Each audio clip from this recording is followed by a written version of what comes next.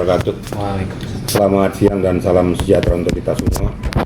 Dan selamat menunaikan ibadah puasa bagi saudara yang ada muslim.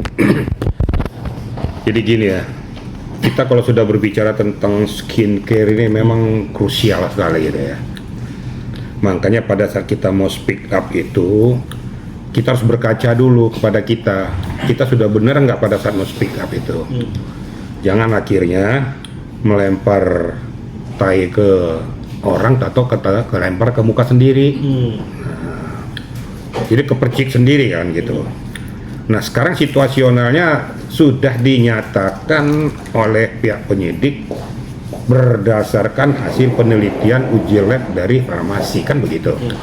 Dan ternyata dia overclaim.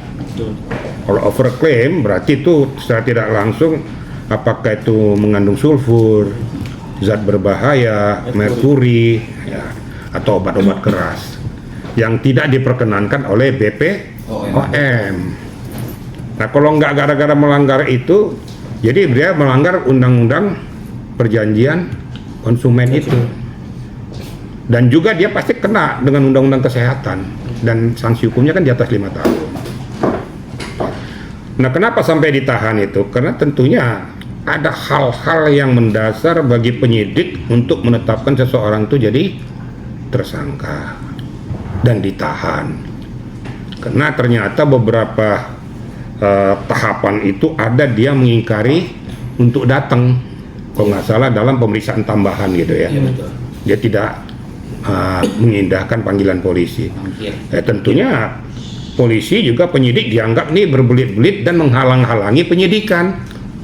Daripada susah-susah mendingan ditahan, makanya dijemput, dilakukan penahanan kepada yang bersangkutan. Nah inilah kira-kira proses permasalahan dihadapi oleh Richard Lee. Namun demikian kita lihat proses nanti ke depan bagaimana. Saya juga tidak mau berpihak kemana-mana, produk hukum yang harus kita utamakan. Harapan saya juga kepada produsen ataupun yang memproduksi skincare yang lainnya harus betul-betul. Dulu kan pernah saya speak up waktu tentang masalah Nikita Mirzani dengan Dr. Reza. Saya katakan berkali-kali bahwa BPOM itu tolong supaya turun memverifikasi, ngecek isi kandungan skincare yang akan dipublikasikan, yang akan dijual ke pasaran. Tentunya kan ada aturan-aturan mainnya supaya dia mendapatkan izin edar. Dicek dong, dia punya lab nggak? Terus gudang penyimpanan labnya di mana? Dicek. Kalau hanya yang didaftarkan saja supaya dapat izin edar ini kan nggak sah. Mungkin yang dibawa itu yang bagus-bagus saja. Tapi ternyata setelah berproduksi berbeda dengan apa yang dibawa di uji lab di BPOM. Ya turun ke lapangan, turun ke rumah produksi supaya semuanya berjalan. Jangan kasihan masyarakat dijual mahal-mahal atau hasilnya nggak ada, bahkan merusak kulit. Banyak yang terjadi dengan slogan-slogan di online ini kan gampang sekali nih publikasi kemudian mempromosikan itu seolah hebat banget, dikasih muka yang cinclong atau setelah dipakai itu ya bopeng-bopeng mukanya. Kenapa? Ya itu tadi kena menyalahi aturan daripada undang-undang kesehatan dan skincare yang bermasalah.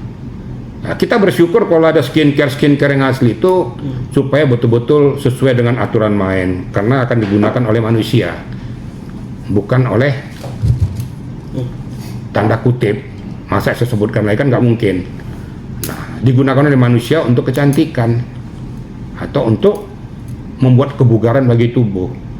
Ini yang perlu untuk diteliti, bekerja sama antara Kementerian Kesehatan, BPOM, kemudian juga bekerja sama dengan para produsen-produsen tersebut. Itu kira-kira rekan-rekannya. Irjen, mungkin dari dokter sendiri pernah mengatakan Richard Lee harus mengembalikan semua uang masyarakat yang pernah ditipu gitu kan, baru dokter akan berhenti. Seperti apa nih mungkin kalau berbicara tentang masalah itu kita serahkan kepada penyidik. Kita serahkan kepada penyidik sampai sejauh mana hasil lidik-sidik mereka tentang rumah produksi daripada Dr. Richard Lee ini. Ya memang ya kalau seperti kayak gini mengkelabui masyarakat namanya dengan slogan-slogan itu. Paling nanti kemungkinan dikenakan kepada undang-undang TPPU. paling larinya nanti paling ke sana ya. Itu mungkin pemberatannya lah gitu ya. Atau mungkin hasilnya itu disita untuk negara. Mungkin dipergunakan kepada hal-hal yang lebih baik ya. Apakah bencana alam dan lain sebagainya, kemungkinan. Kalau seandainya mengembalikan uang masyarakat, masyarakat yang mana, konsumen yang mana, kan nggak jelas juga. Kan nggak bisa. Tapi yang paling efektif adalah disita untuk negara. Diazas memanfaatkan oleh negara untuk kepentingan yang lebih besar, untuk kemanusiaan. Itu mungkin kira-kira ya. Oke, tadi kan Irjen ada kena undang-undang konsumen dan kesehatan. Nah, untuk kasus Richard ini yang memberatkan apa sih, Irjen? Kan katanya ada yang beda kalau konsumen tuh untuk produk kan konsumen. Seperti apa yang memberatkan saat ini tuh di segi kesehatannya apa konsumen ini? Lah konsumen kan pasti penggunanya, berarti kan berkaitan dengan apa kesehatan. Yang jelas pasti merusak organ tubuh manusia. Karena tidak sesuai dengan standarisasi yang diperlakukan atau yang diberlakukan oleh BPOM. Pokoknya kadar umpama untuk kecantikan tuh 0, sekian persen, dia pasang tuh 1%. Mungkin supaya lebih cepat lebih cepat bagus atau hancur, atau mungkin underclaim, bisa aja untuk memperoleh keuntungan yang sebesar-besarnya dengan mengeluarkan biaya yang sedikit-dikitnya, dan sialnya mengakibatkan ya kepada konsumen itu atau pengguna itu jadi rusak organ tubuhnya, khususnya kepada wajah mungkin ya, kan kebanyakan wajah nih ya, apakah dari skin bedaknya, apakah alat olesnya dan lain sebagainya, dan banyak yang terjadi gitu.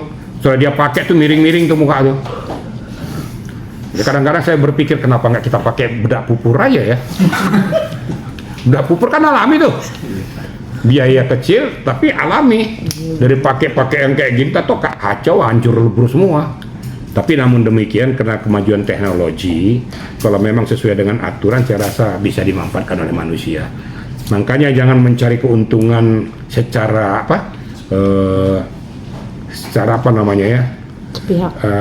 bukan secara instan, secara instan tapi merugikan orang lain.